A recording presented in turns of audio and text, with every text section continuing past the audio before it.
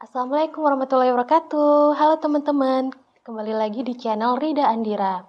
Kali ini, di video ini, aku akan berbagi cerita pengalaman aku melakukan inseminasi buatan dengan adanya kista endometriosis di dua indung telur aku. Untuk yang belum nonton video aku yang divonis kista coklat endometriosis di indung telur kanan dan kiri aku, boleh banget ya ditonton video aku yang sebelumnya. Pada bulan Januari 2022, aku melakukan pemeriksaan dengan seorang dokter yang berada di rumah sakit yang memiliki klinik fertilitas rumah sakitnya itu.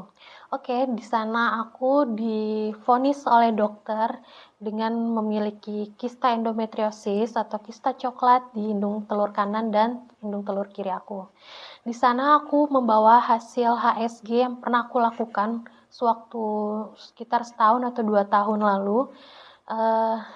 Dan alhamdulillah waktu itu hasilnya memang kedua tubaku paten, tidak ada hambatan, ukurannya juga normal juga, uterus atau rahimnya, alhamdulillah. Nah, lalu di sana dokter kan memvonis aku memiliki kista coklat, apakah mau dilaparoskopi atau menginseminasi, karena aku sudah memiliki pengalaman telah melakukan program hamil dengan minum-minum obat clomid-fen citrat ya selama berbulan-bulan, tetapi tidak kunjung hamil. Akhirnya dokter, bagaimana kalau menaikkan ke inseminasi? Seperti itu ya awalnya. Jadi daripada aku harus melakukan laparoskopi, di mana aku takut cadangan sel telur aku tuh sangat berkurang, sedangkan menurutku aku masih belum terlalu besar usaha aku untuk dipromil ini, jadi aku melakukan tindakan inseminasi aja dok, gitu. Mengapa aku melakukan program inseminasi buatan walaupun sudah tahu memiliki kista endometriosis di ovarium kanan dan kiri aku? Ya karena kata dokter, pertimbangan dari dokter, karena waktu itu di USG hasilnya menunjukkan kista coklat aku yang di sebelah kanan itu berukuran 4 cm dan yang di sebelah kiri berukuran 2 cm, dan insya Allah kemungkinan masih bisa untuk dilakukan tindakan inseminasi. Yang penting dilakukan seoptimal mungkin dan jangan lupa berdoa. Sebelumnya suamiku itu sudah melakukan analisa sperma yang dilakukan dengan kontrol ke dokter andrologi yang kebetulan di rumah sakit tersebut juga tersedia, dan alhamdulillah banget ya Allah, hasilnya juga masih normozospermia seperti setahun atau 2 tahun yang lalu ya. Waktu itu kami sudah pernah analisa sperma, hasilnya juga masih baik-baik saja, tidak perlu diberikan suplemen, cuma diberikan arahan untuk buat makan yang bergizi, seperti itu sebelum proses inseminasi. Setelah mengetahui hasil analisa sperma suamiku, normozospermia, yaitu hasilnya normal, maka aku saat itu di USG oleh dokter, seperti biasa di USG transvaginal, dari bawah. Oke, karena aku udah terbiasa, jadi aku ya udahlah nggak kaget dan nggak ngerasa sakit juga, cuma ya deg-degan karena selalu melihat hasil kista kanan dan kiri aku masih selalu tetap ada.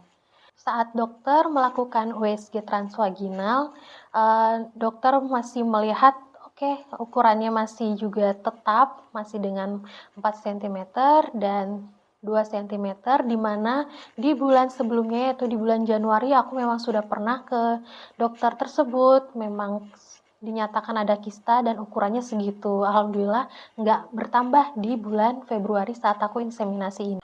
Untuk saat itu aku diberikan resep obat, yaitu untuk membesarkan sel telur dan supaya jumlahnya mungkin lebih dari 1 ya. Tapi ini bukan tipe atau merek yang jenisnya clomiphene citrat ya teman-teman. Ini jenisnya yang letrozole. Untuk mereknya ya kalau kalian cari pasti banyak ya mereknya. Tapi ini jenisnya letrozole karena pada saat aku yang memakai clomiphene citrat itu qadarullah masih belum berhasil terus, sehingga berbulan-bulan diulangi masih belum berhasil. Jadi dokter kali ini memberikan aku yang jenisnya letrozole. Akhirnya bulan pun berganti menjadi di bulan Februari 2022. Lalu saatnya aku haid. Waktu haid itu akhirnya aku meminum obat resep dari dokter itu, obat minum yang diminum dari hari-hari kedua sampai 5 hari ke depannya. Kemudian setelah itu aku kembali ke dokter. Pada saat kembali ke dokter itu sekitar berapa hari setelahnya ya, aku agak lupa. Dan ternyata dilihat nih di USG lagi, USG cek, transvaginal lagi. Dan ternyata ada sel telurnya, tapi tidak besar dan masih sangat kurang lah ya ukurannya untuk mencapai syarat untuk bisa inseminasi buatan.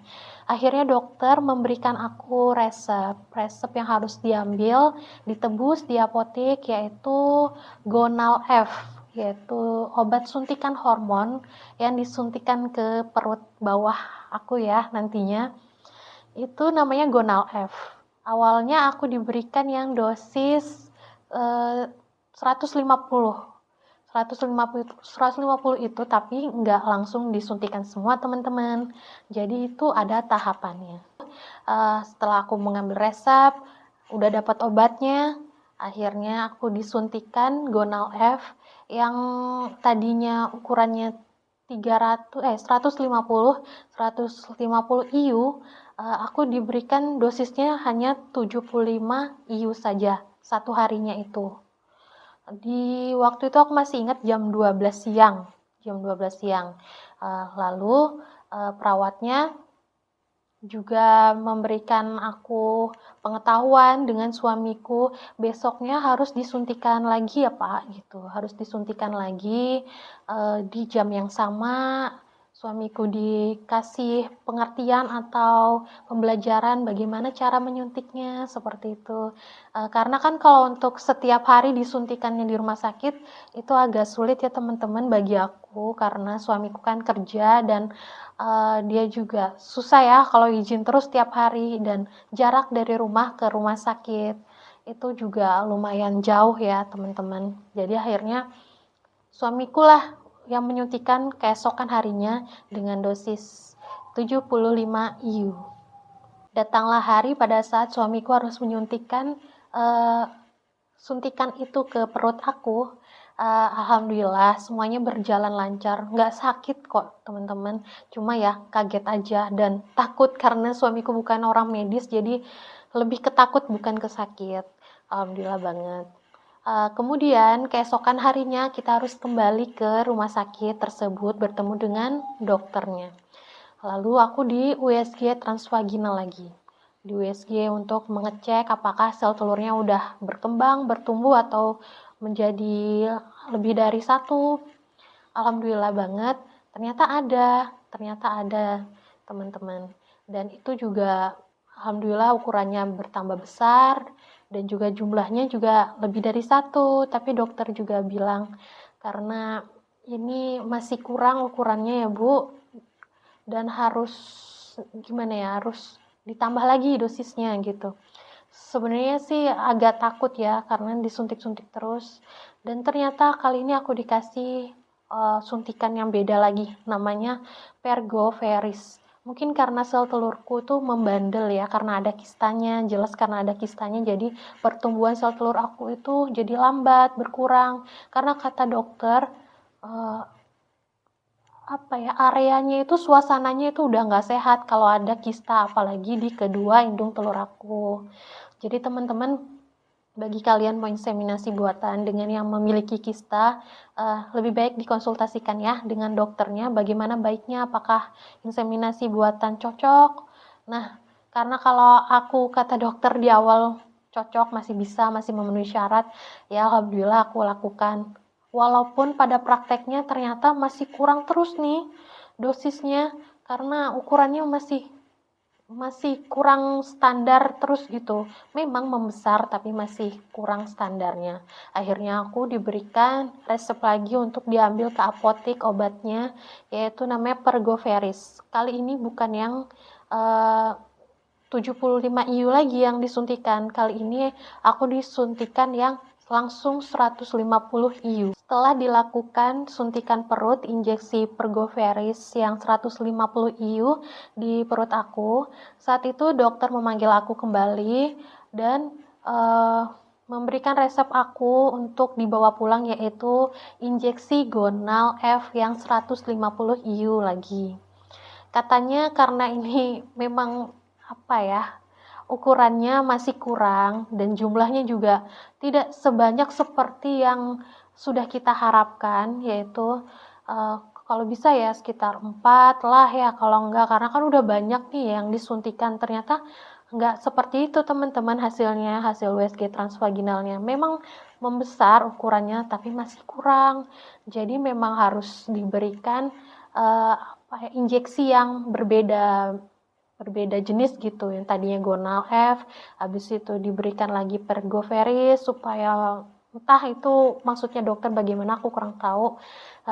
Lalu aku pulang diresepkan lagi membeli Gonal F yang 150 IU langsung, yang harus disuntikan di perut aku oleh suamiku keesokan harinya pada jam yang sama juga.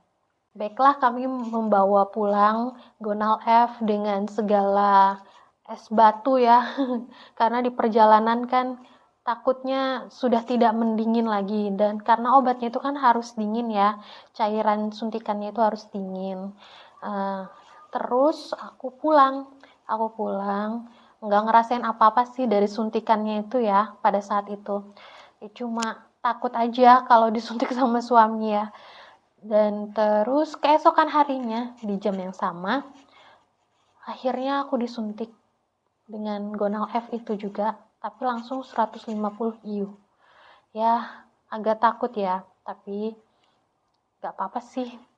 Demi ya, namanya perjuangan. Apapun kita lakukan ya, insya Allah sesuai kemampuan aja ya teman-teman. Untuk yang penasaran, seperti apa sih bentuknya Gonal F atau Pergoveris? Kayak gini ya teman-teman fotonya.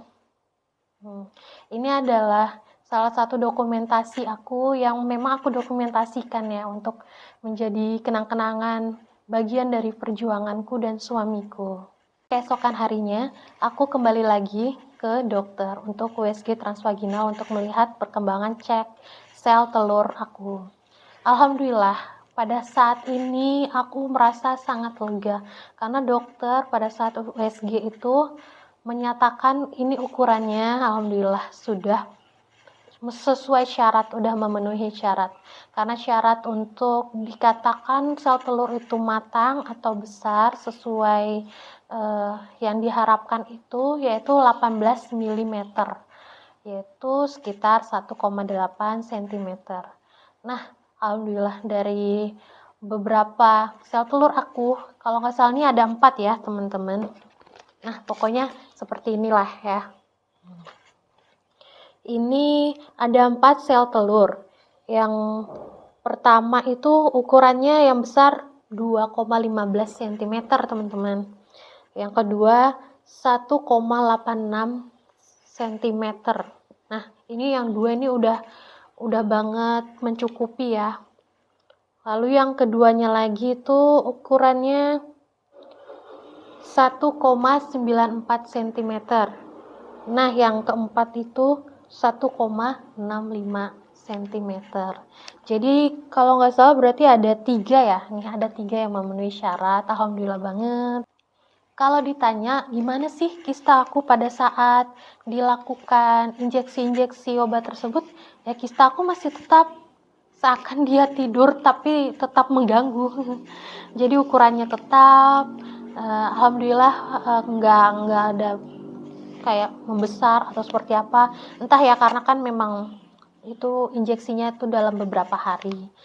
Aku belum tahu untuk kedepannya bagaimana. Tapi waktu itu sih aku fokus untuk gimana caranya untuk supaya inseminasi ini memenuhi syarat dan prosesnya harusnya lancar ya, alhamdulillah.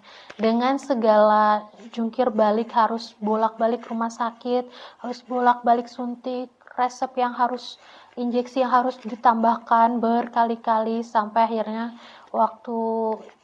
waktunya itu memuaskan lah, hasilnya juga memuaskan lah ya, mendapatkan 3 yang besar sesuai ukuran dan 1 yang hampir juga memenuhi ukuran. Siapa tahu keesokan harinya juga dia bisa lebih membesar kan, harapannya seperti itu. Jadi setelah aku dinyatakan oleh dokter bahwa sel telurku sudah memenuhi syarat untuk inseminasi, yaitu lebih dari 18 milimeter, ada 3 ya, dan satunya sekitar 1,65 cm, yaitu 16 mili. Kemungkinan juga mudahan masih bisa membesar ya, harapanku sih waktu itu seperti itu. Akhirnya pada hari itu juga aku diberikan injeksi namanya Ovidrel. Nah, itu adalah pemecah sel telur. Jadi sel telur aku yang udah matang ini diinjeksi untuk dipecahkan sel telurnya untuk bisa bertemu dengan sel sperma. Karena proses inseminasi buatan itu prosesnya adalah mempertemukan sel telur yang ada di indung telur aku ini nanti pecah, lalu nanti aku disemburkan oleh sel sperma suamiku yang sudah dibersihkan atau udah disaring yang bagus-bagus aja. Setelah aku dilakukan injeksi Ovidrel atau pemecah sel telur, kemudian keesokannya aku disuruh untuk melakukan tindakan inseminasi buatan. Awalnya aku datang itu sore karena memang disuruh datangnya itu sore dan tindakannya juga sore.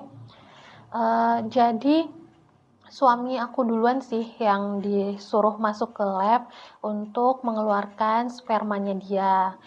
Menunggu sekitar 1 jam kalau nggak salah ya, 1 jaman. Alhamdulillah hasilnya keluar dan dinyatakan alhamdulillah spermanya mencukupi untuk syarat inseminasi, karena memang dari suamiku nggak ada kendala sih, dari beberapa tahun yang lalu juga masih normozospermia, alhamdulillah banget. Ternyata aku juga tidak lama kemudian dipanggil untuk melakukan tindakan inseminasi. Aku ada merekam ya sedikit videonya setelah tindakan inseminasinya itu, dimana aku masih berbaring dan aku masih berdoa, ya Allah semoga proses ini berjalan lancar, semoga apa yang kami harapkan menjadi kenyataan, semoga Engkau ridhoi dan izinkan apa yang menjadi pengharapan kami menjadi kenyataan. Itu sih selalu itu, Robbi habli minas solihin. Ya, namanya kita manusia ya, cuma bisa berusaha semampu kita. Prosesnya berjalan lancar, awalnya ya aku disuruh berbaring, dibukalah seperti lubang vagina aku ya, nih. Lubang vagina dibuka dengan namanya spekulum atau alias cocor bebek, seperti aku pada saat melakukan HSG ya, cara membukanya seperti itu ya, dibuka seperti gini pakai besi gitu, alat dokter. Tapi jangan khawatir ya teman-teman, itu semua insya Allah aman. Pokoknya dibawa relax aja, karena aku udah berkali-kali ya, bukan berkali-kali sih, cuma udah pernah merasakan tindakan dokter yang seperti itu. Jadi aku ngerasanya udah nothing tulus ya, pokoknya terserah deh mau diapain deh, pokoknya aku relax aja. Alhamdulillah nggak sakit. Lalu ya seperti dikasih kateter atau selang kecil gitu ya teman-teman, yang tadi aku udah bilang dimasukkan sampai ke rongga perut atau rongga rahim. Lalu sperma suami yang sudah di washing, yang udah dicuci, yang udah disaring yang bagus-bagus aja ini disuntikanlah ke dalam si kateter itu, si selang kecil itu. Awalnya sih ya pas disuntikan ya nggak terlalu terasa ya, kalau aku ngerasain itu nggak terasa gimananya di perut aku atau di rahim aku nggak terasa. Cuma disuruh dokternya pada saat disuntikan itu, berdoa ya Bu, berdoa semoga dilancarkan, semoga diberikan keberhasilan. Iya sih, aku cuma sambil sholawatan berdoa, alhamdulillah semua berjalan lancar. Dan pada saat itu aku nggak boleh gerak-gerak dulu, nggak boleh ngapa-ngapain lah, pokoknya nggak boleh langsung berdiri. Nah, aku menunggu sekitar setengah jaman lebih. Setelah selesai itu dokter keluar, aku jadi bersama susternya aja. Aku disuruh menunggu setengah jaman lebih sambil berbaring dengan masih kakinya itu ya masih di atas gitu ya, nggak boleh selonjor. Kalau kasusku sih kayak gitu ya. Jadi masih tetap gitu mempertahankan cairan yang ada di semprotkan di rahim aku gitu teman-teman. Setengah jaman lebih berlalu, akhirnya aku dipersilakan sama susternya, udah boleh pulang ya Bu, udah boleh berdiri, tapi jangan langsung berdiri ya Bu, langsung berdiri langsung kaget gitu nggak boleh. Jadi harus pelan-pelan dari duduk hingga berdiri, jalannya pelan-pelan. Alhamdulillah banget loh teman-teman, nggak ada yang keluar sama sekali. Aku juga bingung kenapa begitu. Alhamdulillah nggak ada yang keluar sama sekali tuh cairannya itu atau spermanya itu. Ya, mungkin karena aku pelan-pelan juga ya, kayak Putri Solo gitu deh. Setelah tindakan inseminasi buatan dilakukan, aku dibuatkan resep atau diberikan resep untuk dibawa pulang. Yaitu ada obatnya itu namanya Ciges, metilprognisolon, dan Proginova 2 mg. Itu ada 15 butir ya, aku lihat untuk diminum sekitar 2 mingguan selama penantian 2 minggu untuk melihat hasilnya apakah positif atau negatif. Ketika setelah tindakan inseminasi buatan itu selesai kan teman-teman, aku kan bed rest nih. Kemudian sekitar 5 atau 6 hari kemudian aku ngerasa perutku tuh sakit banget. Entah seperti kayak ada batunya gitu teman-teman. Sakit banget, aku nggak bisa diem, aku nggak bisa, pokoknya aku nggak tahan, aku nangis, aku bikin jalan sedikit, itu awalnya agak enakan. Tapi lama-lama kalau aku diem sakit lagi. Aku udah minum obat anti nyeri yang memang aman ya, setelah melakukan tindakan inseminasi itu masih aman lah dikatakannya itu untuk obatnya itu. Jadi nggak terlalu kontradiksi gitu ya. Aku udah cari-cari di internet dan udah tanya-tanya sama teman-teman aku. Dan ternyata masih sakit dan itu nggak berkurang sama sekali teman-teman. Sampai pada akhirnya aku malam-malam aku udah nggak tahan banget, aku ke rumah sakit, ke IGD. Dan jangan lupa ya teman-teman, kalau kalian memiliki efek samping setelah tindakan inseminasi, jangan lupa kalau kalian berobat ke IGD atau ke dokter, kalau kalian udah ngerasa nggak tahan banget, jangan lupa ngomong kalau kalian habis tindakan inseminasi.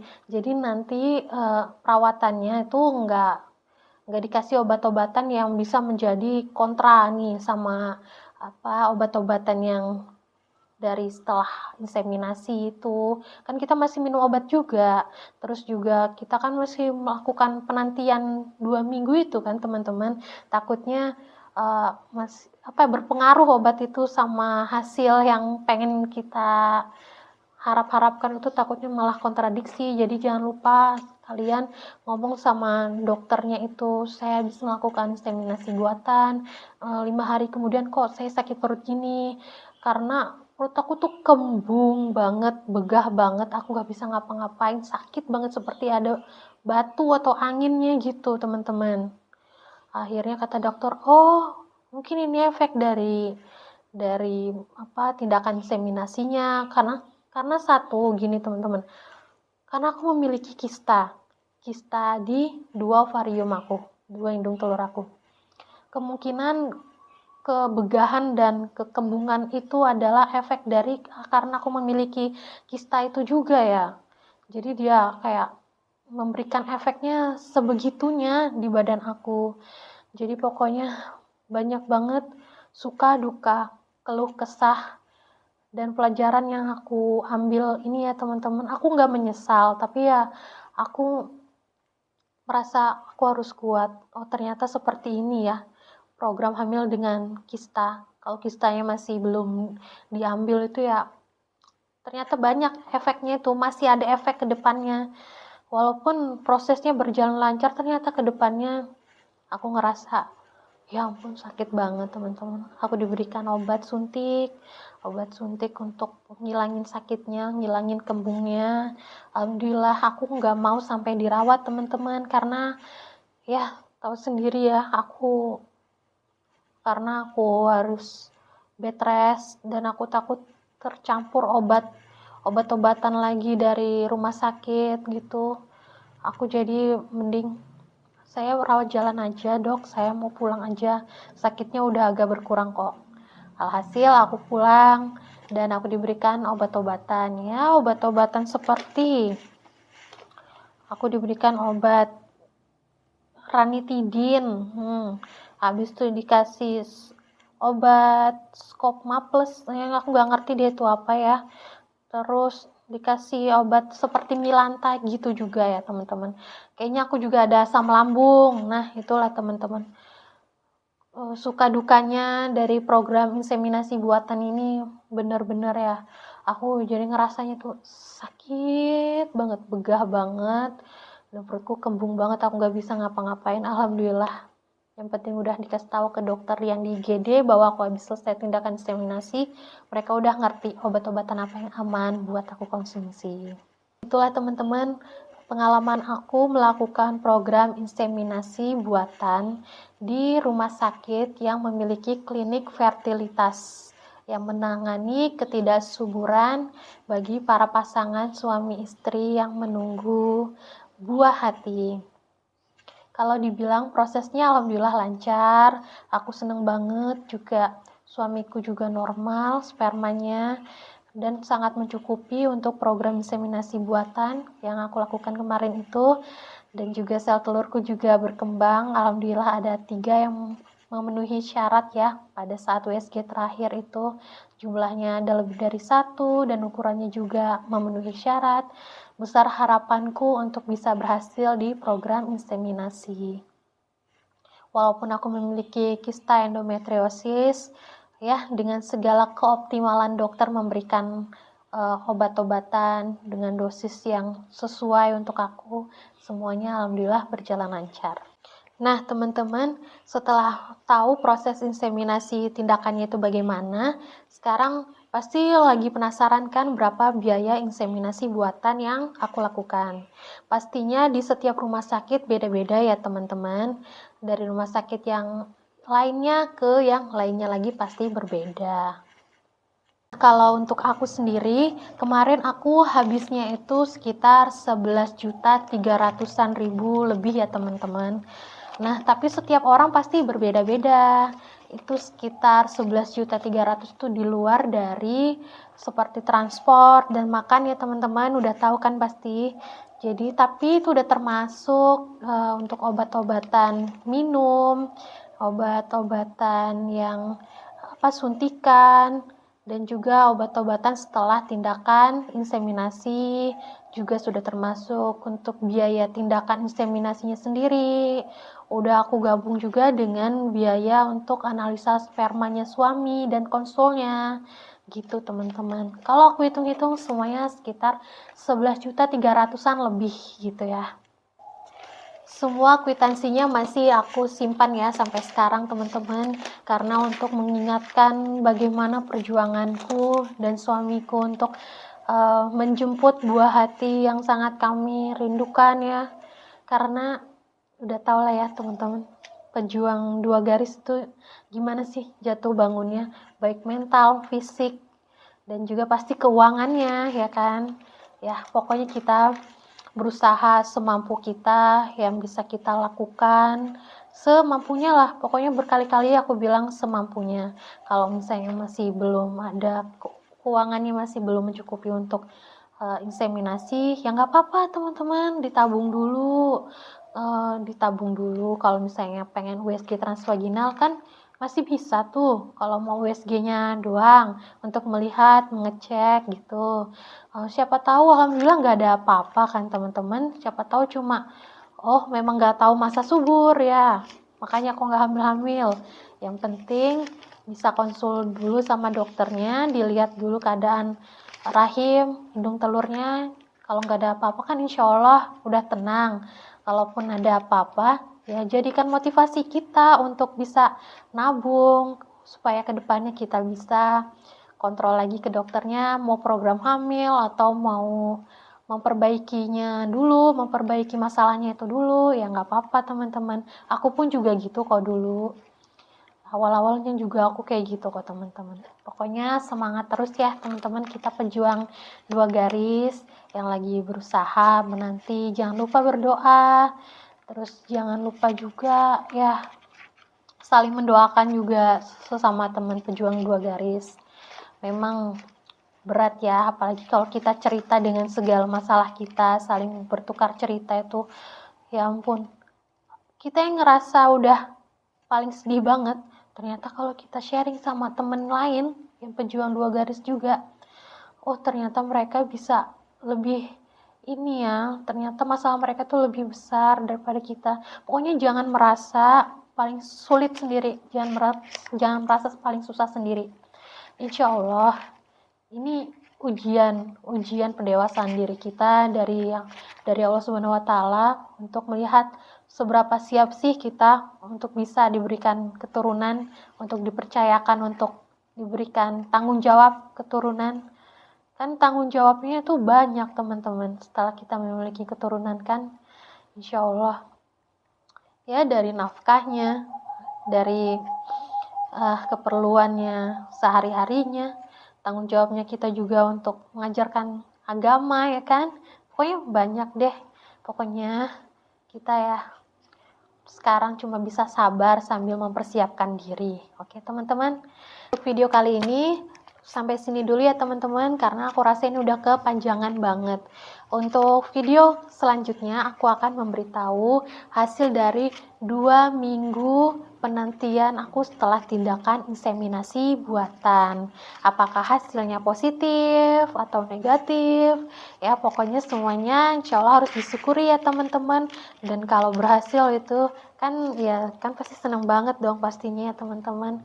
Pokoknya segala cerita aku ini, pengalaman aku ini, semoga kalian bisa ambil hikmahnya dan menjadikan apa ya, sumber informasi juga sebelum kalian mau melakukan inseminasi buatan, baik yang memiliki kista coklat endometriosis atau yang alhamdulillahnya nggak ada apa-apa tapi kok nggak kunjung hamil, jadi keburu pengen inseminasi, ya nggak apa-apa, dijadikan bahan informasi. Terima kasih udah nonton video ini. Untuk kedepannya aku akan sharing dan banyak memberikan informasi-informasi lainnya, baik itu kista endometriosis, kista coklat, pokoknya masih berhubungan lah ya dengan yang segala program hamilan yang pernah aku alami juga. Mungkin kemarin-kemarinnya mungkin aku bisa sharing juga. Jangan lupa klik like, subscribe, dan komen. Insya Allah aku akan balas kalau ada pertanyaan dari teman-teman atau dari komen-komenan teman-teman. Aku udah senang banget loh teman-teman. Pokoknya nantikan video selanjutnya. Wassalamualaikum warahmatullahi wabarakatuh. Bye.